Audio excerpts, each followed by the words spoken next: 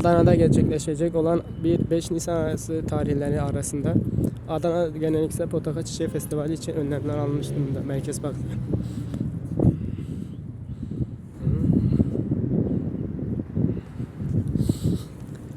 Adana'da gerçekleşecek olan 1-5 Nisan tarihleri arasında Adana Portakal Çiçeği Festivali için Merkez Park'ta önlemler alınmış durumda. Bariyerler ve statlar kurulmuş durumda. Yiyecek ve içecek statları.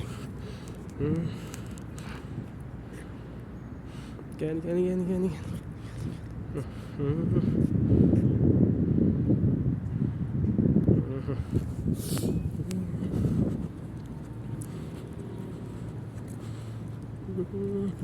Şöyle.